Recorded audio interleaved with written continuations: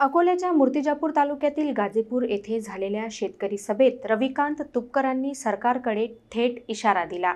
शेतकऱ्यांना न्याय मिळाला नाही तर महिनाभरात शेतकरी चळवळीची ठिणगी पेटेल असं त्यांनी स्पष्टपणे सांगितलं। अकोल्यातील मूर्तिजापूर तालुक्यातील गाजीपूर येथे रविकांत तुपकर यांच्या नेतृत्वाखाली झालेल्या शेतकरी सभेत हजारो शेतकरी उत्स्फूर्तपणे सहभागी झाले। या सभेत तुपकरांनी शेतकऱ्यांच्या प्रश्नांवर सरकारकडे तीव्र नाराजी व्यक्त केली। तुपकर म्हणाले, अतिवृष्टीग्रस्तांना न्याय मिळालेला नाही, शेतमालाचे दर स्थिर नाहीत आणि शेतकऱ्यांची आर्थिक स्थिती दिवसेंदिवस खालावत आहे। त्यांनी पुढे सांगितले की सोयाबीनला किमान 6,000 आणि कापसाला 10,000 दर द्या, अन्यथा ग्रामीण अर्थव्यवस्था ढासळेल।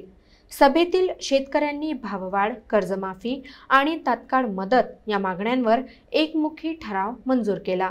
तुपकरांनी आपल्या भाषणात शांततेत पण ठाम शब्दात सरकारला आवाहन केलं की शेतकऱ्यांचा आवाज ऐकला नाही तर पुढील काळात शेतकरी चळवळ तीव्र होऊ शकते। सभेच्या अखेरीस शेकडो शेतकऱ्यांनी संविधानिक मार्गाने न्याय मिळवण्यासाठी लढा देण्याचा निर्धार व्यक्त केला।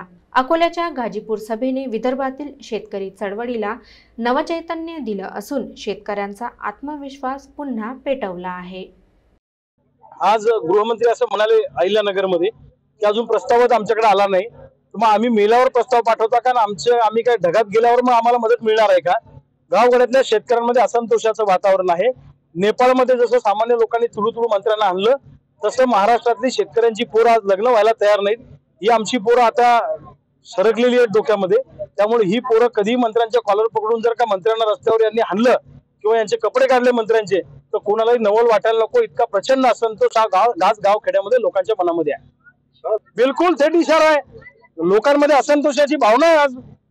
आज तुम्ही शहरातल्या लोकांसाठी सगळं शहरी मतदारांना डोळ्यासमोर ठेवून सगळे निर्णय घेताय। आज ओल्या दुष्काळाची परिस्थिती, आमचं पीक वाहून गेलं, पंचनामा कशाचा करताय तुम्ही? तर दगडाचा पंचनामा करता का तुम्ही? सरसकट नुकसान भरपाई मिळाली पाहिजे अशी आमची मागणी आहे। गावगाड्यातला शेतकरी आता हुशार झालेला आहे।